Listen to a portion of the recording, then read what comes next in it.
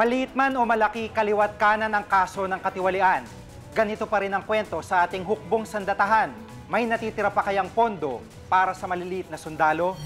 Dalagita pa lang pero akyat barko na. Yan daw ang buhay ng mga napakabatang mga babae sa daungan ng Davao. Personal naming inalam.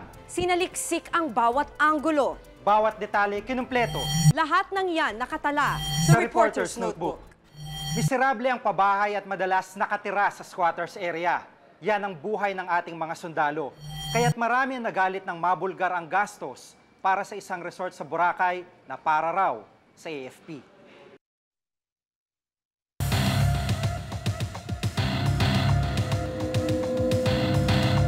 Hindi mo nakita na magkakaroon ng kapuluhan ang pagkamatay ng mga sundalo, civilian at damage to property.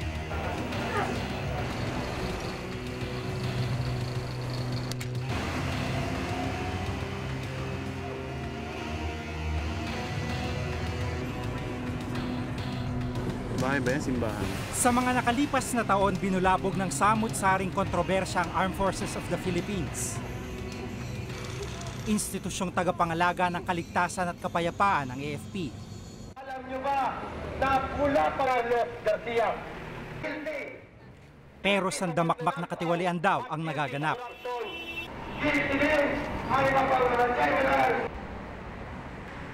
At sa pinakahuling SWS survey, pumapangalawa na ang AFP bilang most corrupt agency sa gobyerno. Noong nakaraang buwan, ibinunyag ng Philippine Daily Inquirer ang balita. Isang multi-million resort ipinatayo sa Boracay. Ang may-ari umano ng resort, ang AFP.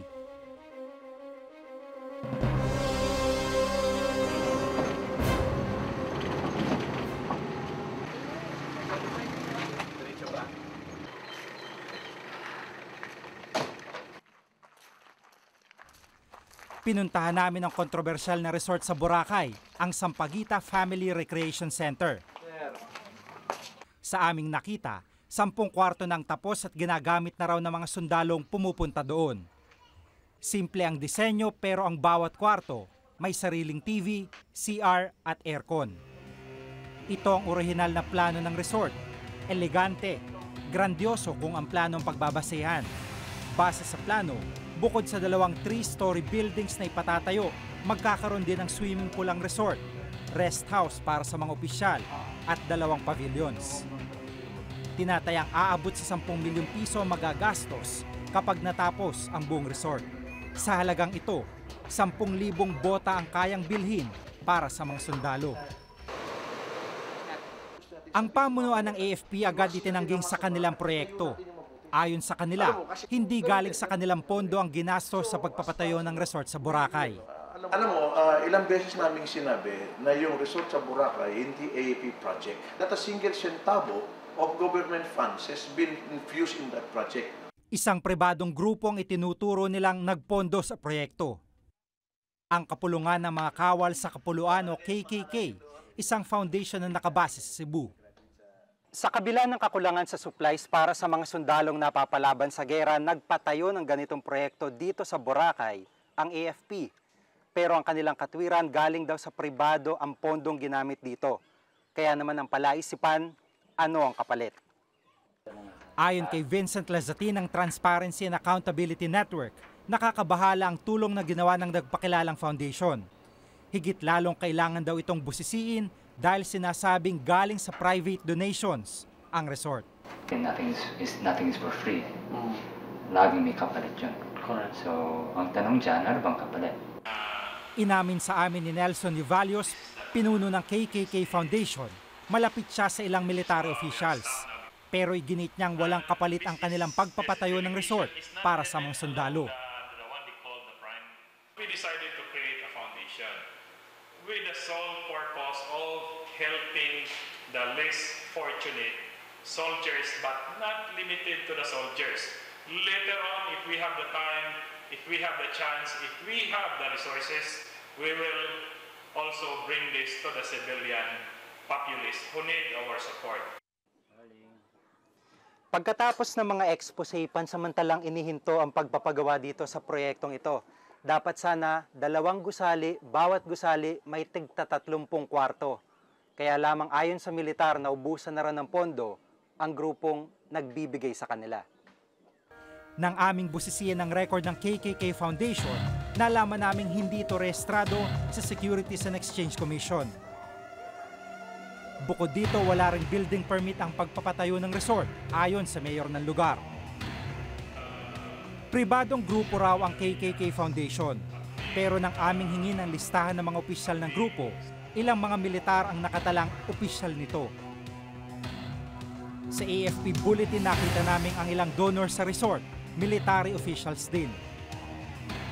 Proyekto raw ang resort para sa mga ordinaryong sundalo, pero base sa rates ng airline companies, mahigit 7,000 ang pasahe sa eroplano papuntang Boracay.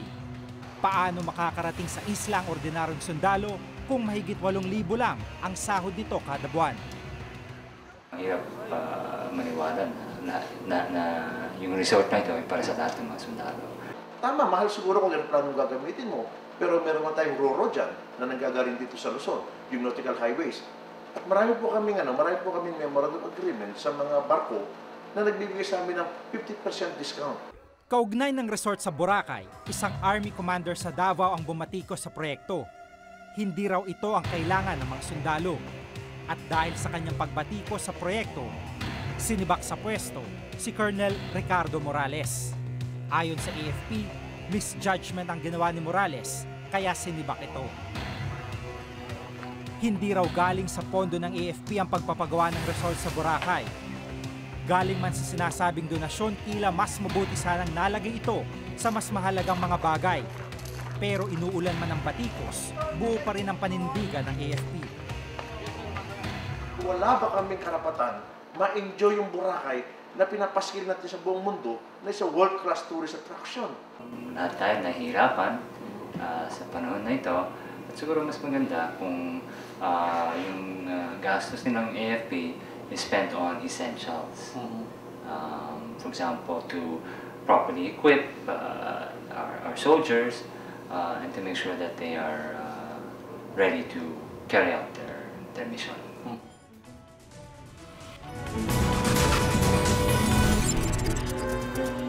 Konti na nga ang pera mo, ganyan pa yung pagwawaldas na ginagamit mo. No? Diba?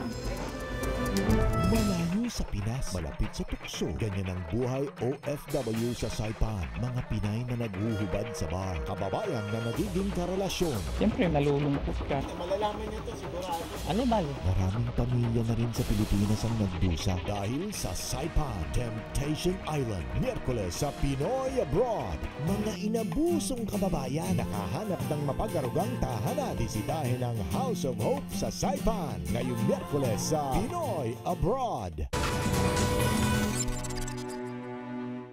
Hindi lang ang gasto sa resort sa Boracay ang kino-question ngayon sa AFP. Pati raw paggawa ng kalsada, opisina at karatula. Talaga namang aksaya sa pera.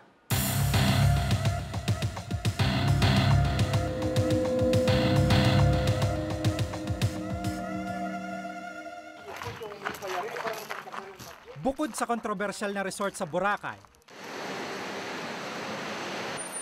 lumutang din ang iba pang questionableng gastusin ng AFP. Sa loob mismo ng Camp Aguinaldo, samut-saring beautification projects ang ginagawa rito. Lahat ginagawa sa ilalim ng pamumuno ni General Efren Abu, ang kasalukuyang AFP chief. Ang sidewalk sa palibot ng General Headquarters, pinapalitan ng bagong tiles. Katunayan, ang disenyo, kinopya pa raw sa Rockwell sa Makati ayon sa isang general. Napabalitang halos 20 million pesos ang gastos sa tiles na ito. Halagang maaari sanang nakabili ng 800 kalibre 45 baril para sa mga sundalo. Pero ayon sa AFP, hindi raw ganito kamahal ang presyo ng proyekto. It is a 5.5 million project na lalagyan natin gagawin natin mga sidewalk natin na umabot ng 2.5 kilometro ang haba, ang lawak. At siguro, nung pumunta ka rito, nung interviewin mo ako, nakita mo yung mga tiles na nakalagay dyan sa tabi, I really don't see anything luxurious about those tiles. Sa dokumentong aming nakalap, mahigit 19 million pesos ang estimated budget para sa proyekto. Base ito sa engineering group mismo ng AFP. 6 na milyon para sa renovation ng sidewalk, 13 milyon naman para sa pagpapalit ng bubungan ng sidewalk. Pero ayon sa AFP, hindi na muna itutuloy ang pagpapaayos ng covered shape. The roofing has not materialized. Yeah, oo. And nung in-implement, ang sidewalk ang inuna. Kasi tag-ulan na,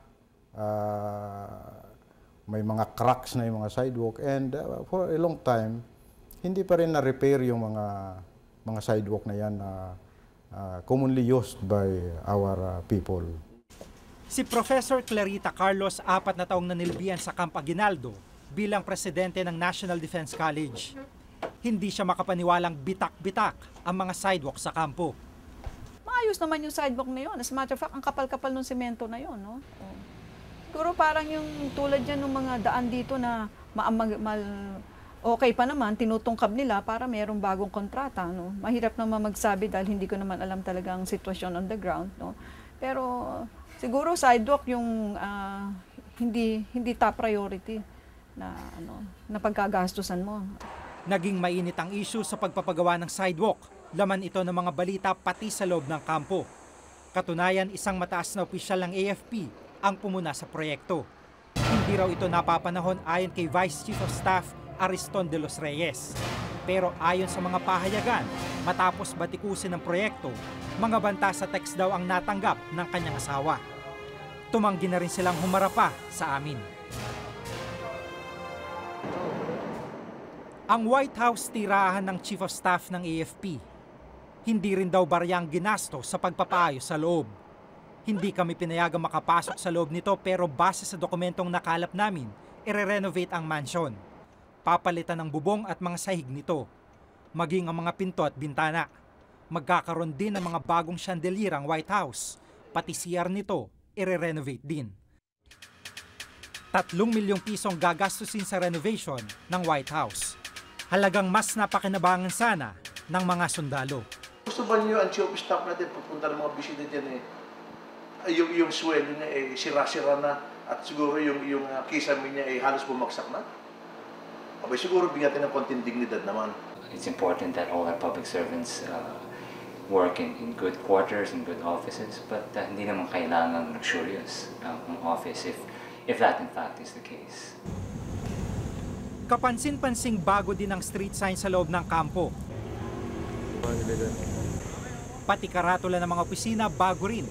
Pero sa aming pag-iikot sa kampo, napansin naming may karatula pa naman ang mga opisina. Nagka-doble-doble tuloy.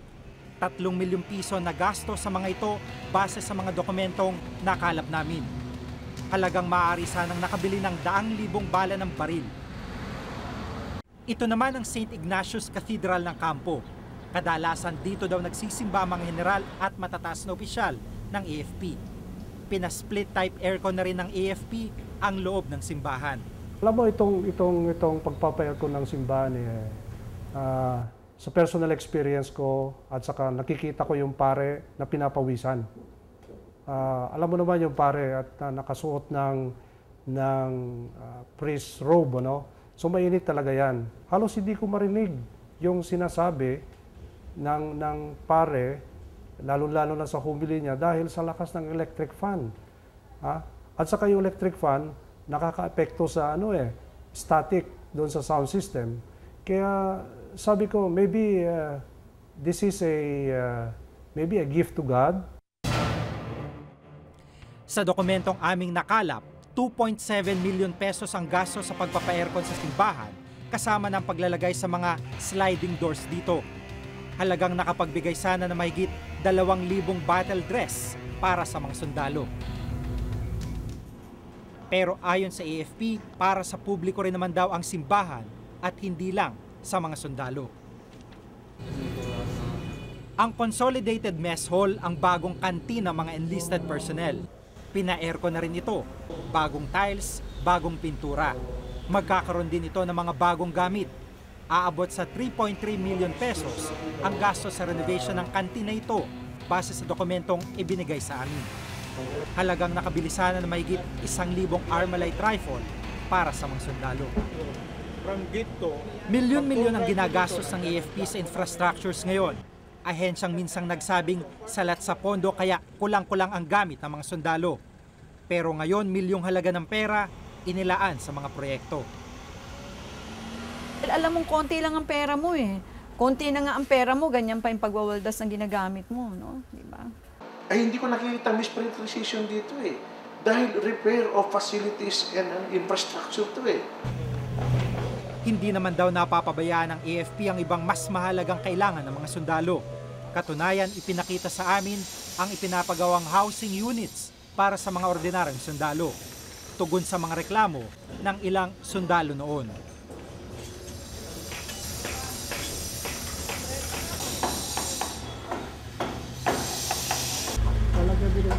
Ang sira-sirang quarters ng mga sundalo, unti-unting ipinapaayos na rin ng AFP.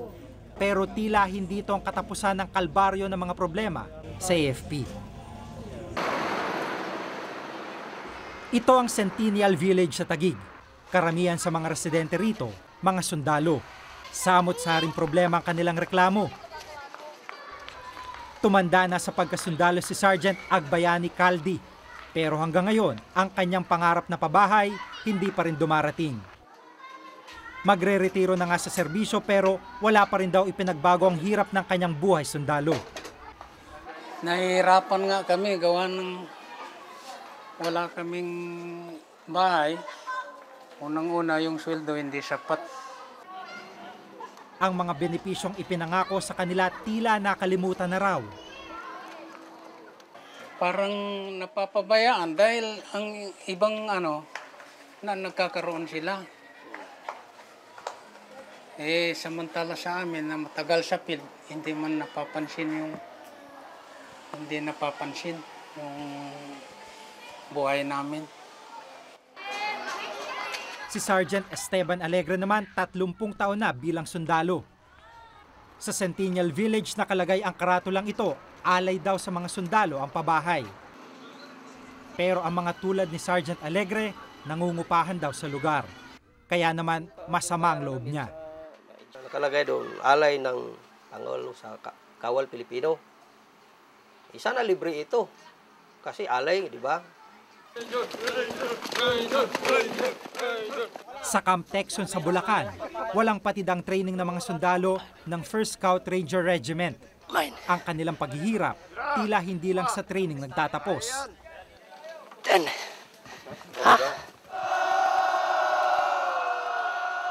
All accounted and ready for instruction, Sergeant! Ang kanilang mga barracks dito sira-sira na. Butas-butas ang dingding at pati bubungan nito. Siksika ng mga sundalo sa loob ng barracks. Pati kainan ng mga sundalo, sira-sira na rin.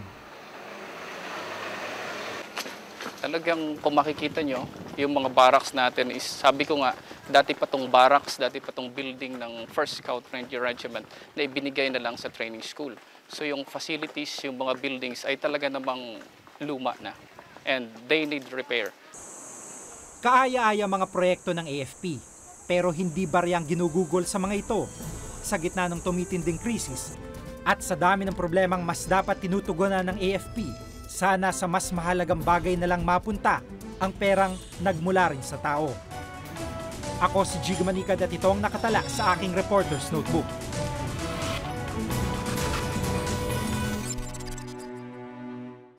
Higit 70 bansa ang tahasang ipinagbabawal ito.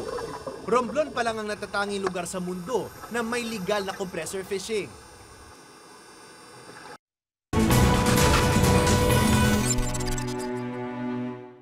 Marami nang inuwing bangkay dahil sa compressor fishing. Patago itong ginagawa sa maraming lugar sa ating bansa. Pero sa Romblon, hayagan itong naisasagawa dahil aprobado ro ng korte. Patuloy itong ipinaglalaban ng ilang mangingisda sa kabila ng panganib na dulot ng ganitong klase ng pangingisda.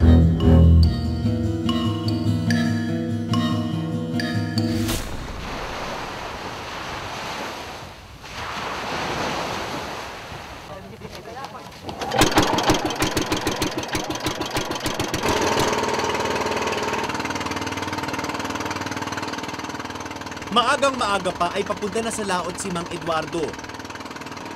Mangingisda siya tulad ng karamihan sa mga kababayan niya sa Romblon.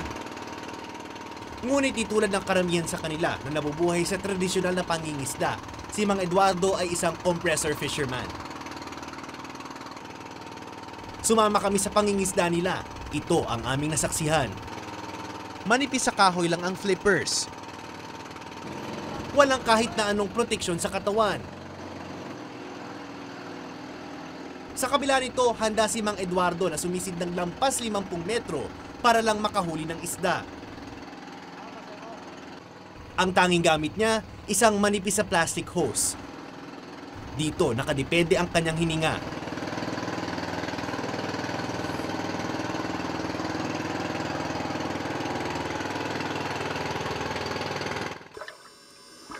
Compressor fishing ang tawag sa pangingisda na gumagamit ng mechanical compressor upang makahinga sa ilalim ng dagat. Compressor ang ginagamit ng mga mangingisda sa halip na oxygen tank dahil mas mura raw ito. Ngunit di tulad ng mga oxygen tank na tiyak ang kalidad ng laman, hinihigop pa ng compressor ang hangin mula sa ibabaw ng dagat. Naengganyo ang marami sa mangingisda na subukan ito dahil malaki raw ang diferensya sa dami ng huli.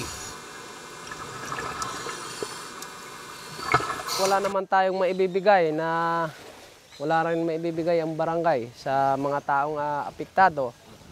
Ay anong gagawin natin? Di lalong lalaki ang problema natin sa ating komunidad. Kaya naman ang ipagbawa ng Romblon ng compressor fishing sa pamamagitan ng isang ordinansa. Sinuportahan ni Mang Eduardo ang pagkilos ng kooperatibang Kamaro o kaunlaran ng maliliit na mangingisda ng Romblon. Pinitisyon nila sa korte na harangin ang nasabing ordinansa at pinaniga naman sila. Ay sa ngayon nga po, kahit na gumagamit sila ng compressor, ay kulang pa rin ang kinikita nila sa pang-araw-araw dahil gawa nga ng wala na rin mahuling isda. Naghatag ng Temporary Restraining Order o TRO ang korte ng Romblon para gawin itong legal sa bayan nila. Sa kabila nito, hindi lingid kay Mang Eduardo ang mga posibleng epekto ng compressor fishing dahil maski siya umano ay bahagyang naparalisa na rin. 3 araw na hindi niya maigalaw ang kalahati ng kanyang katawan. Ganyan ho talaga, marami ho talaga. Ngunit wala naman daw siyang magagawa dahil wala namang alternatibong mapagkakakitaan sa bayan nila. Balik kumakapit na lang sila sa patalim para mabuhay lang ang pamilya at mapag-aral nila. So, yung nangyari. Swerte pa kung tutuusin si Mang Eduardo. Ang kanyang nakatatandang kapatid na si Rogelio, 1 taong naparalisa ang kalahating katawan dahil din sa compressor fishing. Tandaan na po na hindi na gumagalaw yung paa ko. Kasi hindi ka na nakalakad. Hindi na ako nakalakad. Maingat naman daw siya, ngunit matinding sakit at malaking problema lang ang napala niya sa compressor fishing. Mahirap na dahil walang maghahanap buhay. Sino maghahanap? Maliit pa yung mga anak ko. Paano yun? Sabi ko, sa isip ko, talagang malas talaga itong gumagamit talaga ng compressor. Sinubukan ko naman para matanggal yan. Kaya naman, matindi ang pagtutol niya sa compressor fishing. Ngayon, bihira na siyang mangisda at pinagkakasya na lang niya ang mas maliit na kita mula sa kung ano-anong pagkakakitaan. Ngunit hindi lang silang magkapatid ang naging biktima ng compressor fishing sa Romblon. Ayon sa tala ng Romblon District Hospital, noong 2003 pa lang, umabot na sa 10 katao ang namatay dahil sa compressor fishing. 6 ang naparalisa at nabalda.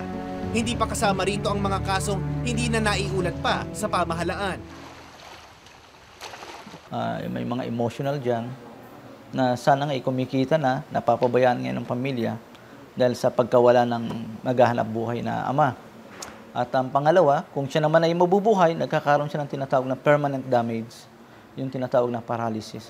O kung hindi naman totally paralyzed, nakakalakad naman siya pero hindi na siya makababalik pa sa talagang functional level na tinatawag na makakapagtrabaho siya ng maganda. Sa kabila ng memorandum na inilabas ng DILG, patuloy pa rin ang compressor fishing dito sa probinsya ng Romblon. Bawat araw, bawat gabi, pumapalaot pa rin ang ilan sa mga mangingisda. Handa silang itaya ang kanilang mga buhay para sa kanilang mga pamilya. Pero marami ang nangangamba na pati kalikasan ay nalalagay sa peligro. Higit 70 bansa ang tahasang ipinagbabawal ito. Romblon pa lang ang natatanging lugar sa mundo na may legal na compressor fishing. Nang sumisid kami sa isang lugar kung saan madalas daw dati ang compressor fishing, ito ang nakita namin. Patay na ang mga koral, wala na ring mga isda.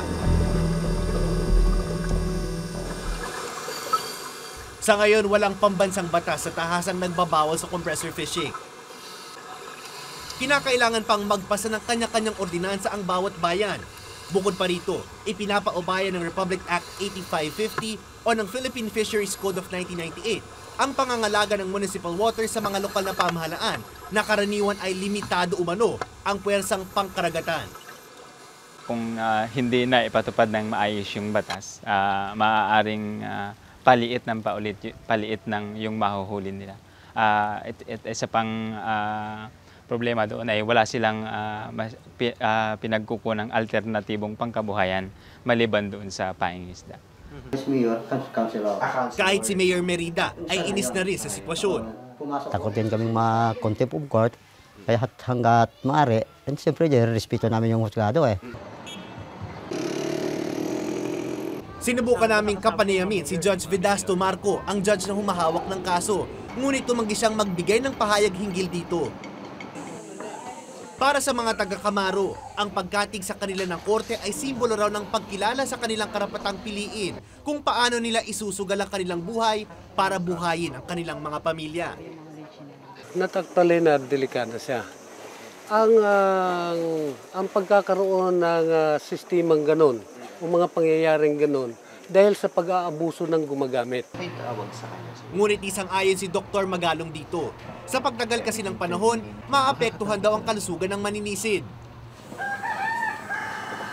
At sa kaso nga ng anak ni Mang Celes, buhay ng kanyang panganay na anak na si Rodel ang naging kapalit ng ilang kilong isda. Hindi makakain, hindi mapakain ka, hindi makaano sa ilalim, hindi makapasok. Hindi, parang naninigas eh. Ganon eh. Naninigas siya. Mula noon, isinumpa na niya ang kompresor. Kung ang magkapatid na Eduardo at Rogelio ang simbolo ng nahahating simpatya ng mga Romblomanon, tila si Rodel naman ang pangitain kung ano ang kinahinatnan ng mga napilitang sumugal at tatalo sa compressor fishing. Ako si Ralph Guzman at itong nakatala sa aking reporter's notebook.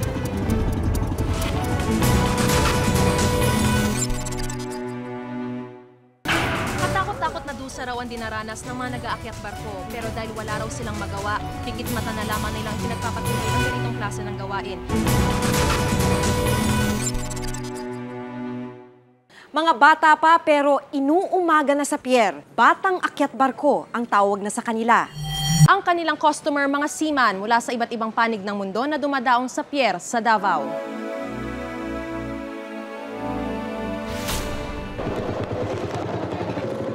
Noong taong 2000, ibinahagi ng GMA ang tungkol sa mga babaeng naghahanap buhay bilang mga akyat barko. Akyat barko ang tawag sa mga babaeng sumasampa sa mga barko para makaakit ng customer. Tumaob ang bangko ay bagong kalakad para sa mga taga-Batangas.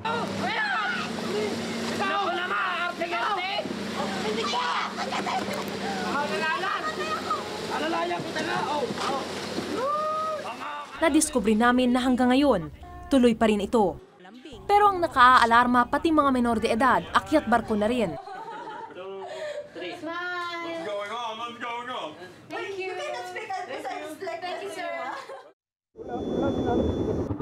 Ang dalagitang ito 5 minutong naglalayag para sumampas sa dayuhang barko sa isang pier sa Davao.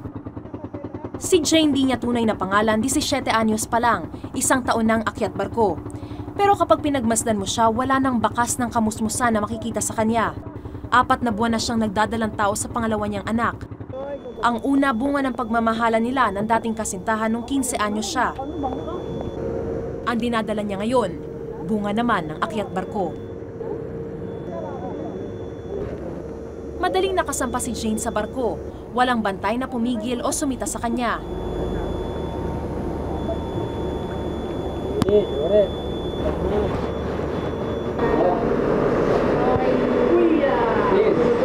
Sinalubong pa siya ng mga Indonesian na lula ng barko na parang matagal na niyang kakilala.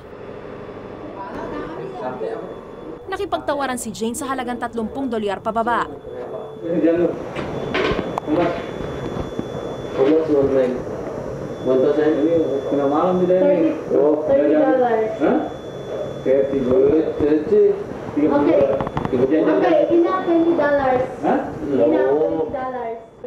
Umaabot sa 3 ang customer niya sa bawat sampa. Sa kabila nito, nananatiling matatag si Jane. Pinatigas na raw siya ng panahon. Sa isip namin, kapag nandito kami, pera ang hinahanap namin eh. Hindi naiiba kay Jane ang kaso ni Mina, 17 anyos din. 1 buwan na siyang akyat barko. Dahil baguhan, may takot pa siya at nag-aalinlangan sa pag-akyat sa barko. Kinabahan, takot, naiyak ako nun. Walang choice, wala naman kaming pera. Wala rin makain yung nanay ko, yung kapatid ko. Pangalawa si Mina sa 8 magkakapatid. Walang permanenteng trabaho ang kanyang mga magulang. Nag-akyat barko si Mina para malamnan ang kumakalamnat tiyan ng kanilang pamilya. Ang grupong Lawig Bubay, isang non-government organization ang tumutulong sa mga katulad ni Jane at Mina. Hinihikayat nila ang mga batang akyat barko na magbagong buhay. Ang pinuno nila na si Ana, 27 anyos, 7 taon ding naging akyat barko. 15 anyos pa lang siya nang mamulat sa ganitong hanap buhay. Makalipas ang 2 taon, hinikayat na raw siyang talikuran ang ganitong mundo. Bagay na di niya pinansin dahil sa kasalatan sa buhay. Unang-una is yung economic problem, yung poverty talaga. Pangalawa, wala naman talagang hanggang ngayon, wala naman talagang binibigay na maganda or tamang trabaho para sa kababaihan. Yung libreng eskwela, libreng edukasyon, tsaka yung kung sana ma-meet din yung mga pangangailangan ng basic na pangangailangan ng isang tao. 22 anyos na siya nang magdesisyong tuluyan ng iwan ang pag-aakyat barko. Dito raw sa Lawig Bubay niya natagpuan ang bagong pag-asa. May magandang laws naman na para sa mga kababaihan at kabataan, which is ang pagkukulang naman sa implementation dyan sa government side. Kasi katauhan niya ito sila ang nasa governance. Ayon kay Anjanette Sagisag, advocate against child prostitution, hindi lang sa Davao mayroong akyat barko. Pero kahit palaganap ang ganitong kalakaran sa halos lahat ng port sa buong bansa, walang tala o anumang pag-aaral ang mga kinauukulan tungkol dito. In this case, wala tayong ganun ka-solid na statistics, hindi natin ma-prioritize. So minsan, general yung approach natin o kaya kung ano yung mai-report, yun lang yung natutugunan agad. Dumarami pa ang menor de edad na akyat barko. Puna ni Framer Melia, isang psychologist, mas gusto na madayuhan ang mas bata. Pwede ba nasabihin na lang nila na sa kanilang ako kakain pag 18 years old na ako? Hindi pwede yun, kinakailangan nila mabuhay. Kung sa pag-aaral hindi priority ang babae, kung sa trabaho hindi siya priority, yung decent work, saan siya ngayon magiging priority? So doon pumapasok ngayon yung prostitution. Katakot-takot na dusa raw ang dinaranas ng mga nag-aakyat barko, pero dahil wala raw silang magawa, pikit mata na lamang nilang ipinagpapatuloy ang ganitong klase ng gawain. Pero ang mas masaklap, ang mga dapat sanang nagbibigay daw ng proteksyon sa mga katulad nila, ang tila sila pang nakikinabang at nananamantala sa mapait nilang kapalaran. Aminado ang customs na tungkulin nila ang kabuuang pagbabantay ng mga barkong dumadaong sa bansa. Ayon kay Ebert Montero ng Pier Inspection Division ng Customs, hindi dapat basta-basta nakakaakyat ang sino man sa barko kung walang boarding permit. Taliwas ito sa nasaksihan naming pag-akyat ni Jane sa barko. Sa mga tao ko, immediate sure na talaga may mga boarding permit. Siguro kung manakakit man lang, sandali, lalabas na kaagad. Ayon pa sa Lawig Bubay, mismong mga tauhan pa ng customs ang kasabwat para madaling makasampa ang mga akyat barko. Nandiyan naman yung mga custom authorities. Nakikita nila kami at the same time nga, minsan kung yung babae wala siyang bugaw, siya na mismo nag-aabot ng pera doon sa custom. I don't think may mga ganyang mga nangyayari dahil stricto kami dyan sa mga port requirement ng permit to board. Ang ibang kabataan kaedad nila, tulog na sa mga oras na ito para pumasok sa eskwela. Pero ang mga akyat barko ng Davao, mistula ring mga kalakal tulad ng mga inaangkat na produkto ng barkong kanilang sinasampahan. Ako si Mariz Umali at ito ang nakatala sa aking Reporter's Notebook.